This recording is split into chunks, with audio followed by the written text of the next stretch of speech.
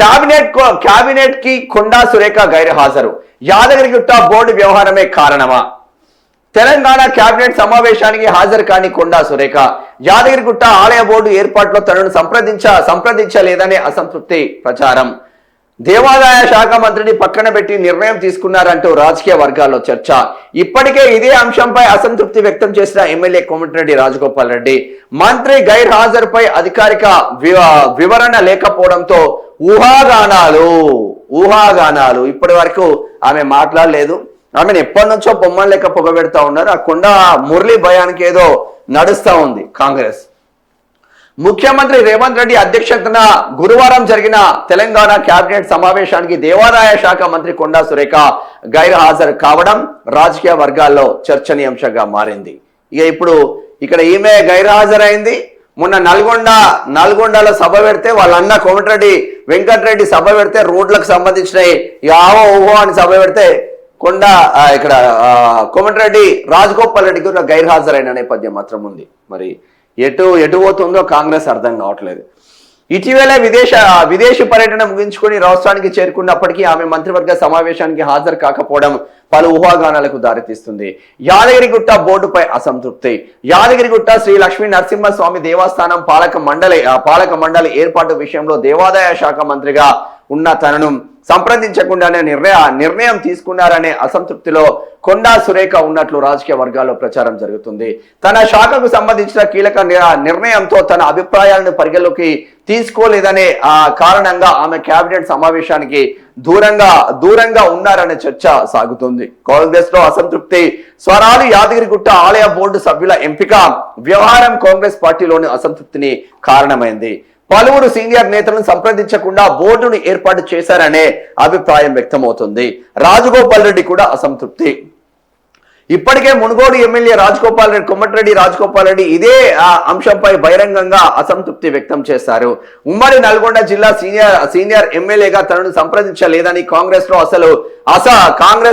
అసలు నాయకుల కంటే కొత్తగా వచ్చిన వారికి ప్రాధాన్యం ఇస్తున్నారని విమర్శించారు. ఈ పరిణామాల మధ్య మంత్రి కొండా సురేఖ కేబినెట్ కు గైర్హాజరు కావడం మరింత ప్రాధాన్యత సంతరించుకున్న నేపథ్యం మాత్రం ఉంది అని చెప్పుకోవచ్చు. ఎందుకు ఇక్కడ కొండా సురేఖను తప్పించే ఏర్పాట్లు చేస్తా ఉన్నారు?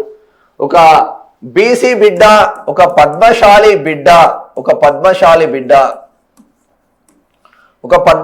బిడ్డను ఎందుకు తప్పించే ఏర్పాట్లు చేస్తా ఉన్నారు? మరి పద్మశాలి బిడ్డను నిజంగానే కాంగ్రెస్ కి కట్టర్ గా ఉన్నారు. తదనంతరం ఏమైందో తెలుసు. రాజశేఖర రెడ్డి చనిపోయిన తర్వాత దాంట్లోకి వెళ్ళి తర్వాత మళ్ళీ బీఆర్ఎస్ కి వచ్చిండ్లు. మరి పార్టీలు మారనోడు ఎవడన్నా ఉన్నాడా అంటే మనోడు కూడా బీజేపీకి వెళ్ళి ఇంట్లోకి వచ్చిండు. రేవంత్ రెడ్డి కూడా టీఆర్ఎస్ లో ఉన్నాడు, ఇక్కడ టీడీపీలో ఉన్నాడు, మళ్ళీ కాంగ్రెస్ కి వచ్చిండ్లు. పార్టీ మారనోడు ఎవరు లేడు రాజకీయ నాయకులు. ఎవరైనా ఎస్సీ ఎస్టీ బీసీ నాయకులు మారితే వాళ్ళని భూతత్వంలో పెట్టి చూపిస్తూ ఉంటారు చాలా మంది. కానీ ఇదే వాళ్ళు ఎన్ని పార్టీలు మారినా ఏం కాదు. ఇప్పుడు పొంగులేటి శ్రీనివాస్ రెడ్డి ఉన్నాడు. ఫస్ట్ వైఎస్ఆర్సీపీ నుంచి ఎంపీగా గెలిచిండు ఖమ్మం నుంచి. తర్వాత టీఆర్ఎస్ లోకి పోయిండు. టీఆర్ఎస్ నుంచి మళ్ళా కాంగ్రెస్ లోకి వచ్చిండు. సో ఎవరు లేరని కూడా చెప్పుకోవచ్చు. మొత్తం మీద కుట్ర జరుగుతుందా అంటే అవుననే సమాధానాలు మాత్రం వినిపిస్తున్నాయని చెప్పుకోవచ్చు. ఇక్కడ బీసీ వర్గాలను తప్పించి బీసీ ఎస్సీ ఎస్టీ వర్గాలను ఉమ్మడి వరంగల్ జిల్లాలో తప్పించి రెడ్డి వర్గాలకు పెద్దపీట వేస్తున్నాడు ముఖ్యమంత్రి రేవంత్ రెడ్డి గ్రౌండ్ లో అన్నది ఇది సుస్పష్టంగా ఉమ్మడి వరంగల్ జిల్లా రాజకీయాలను దగ్గర నుంచి చూస్తే వాళ్ళకి మాత్రం కనిపిస్తున్న నేపథ్యం మాత్రం ఉంది అని చెప్పుకోవచ్చు. రెడ్డి అధికారులను పెట్టుకోవడం, తద్వారా పాలనా పగ్గాలు మన చేతిలో పెట్టుకోవడం, తద్వారా వీళ్లకు ప్రియారిటీ ఇవ్వకపోవడం. ఏం జరిగిందే? మేడారం నుంచి కుట్ర జరుగుతుంది కొండా సురేఖ పైన.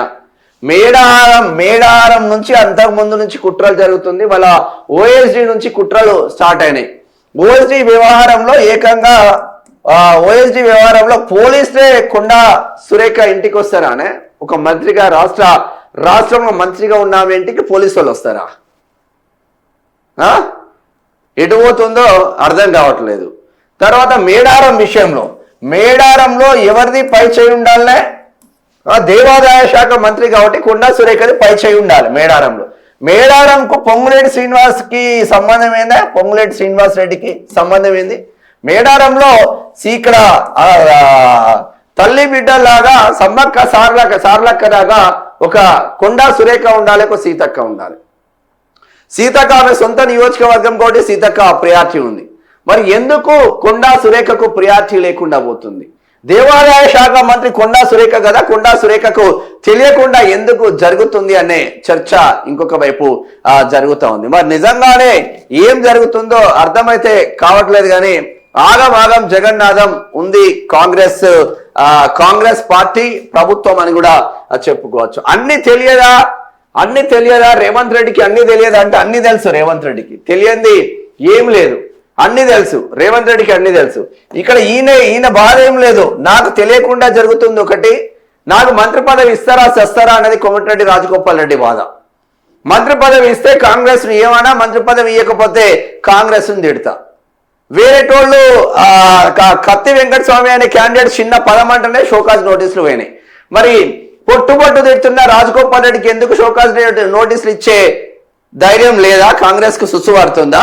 మల్లురావికి సుస్సే పడుతుంది. మల్లురావికి ఢిల్లీలో ఉన్నాడంట మల్లురావి, నిన్న మా వాళ్ళు కామెంట్ చేస్తున్నారు.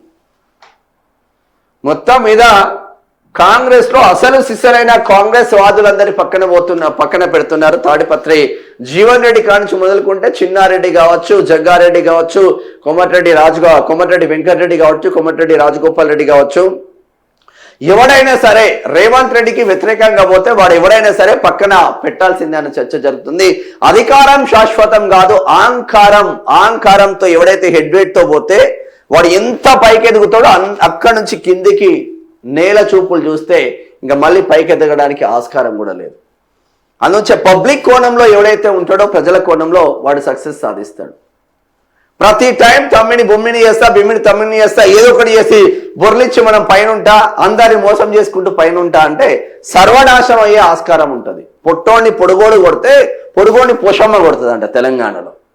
ఆ శాస్త్రం 100కు 1000% నిజమవుతుంది. ఆడబిడ్డ పైన కుట్రలు చేయడానికి మీకెట్లా వస్తుందా? ఎందుకు క్యాబినెట్ మీటింగ్ ఎందుకు రాదు? దేవాదాయ శాఖ మంత్రికి తెలియకుండానే యాదగిరిగుట్టలో ట్రస్ట్ బోర్డు నియామకం జరుగుతుందా? ఎవడా ఎంఎస్ఎన్ సత్యనారాయణ రెడ్డి వాడు ఫార్మా కంపెనీలు పెట్టి సర్వనాశనం చేసిండు కదా.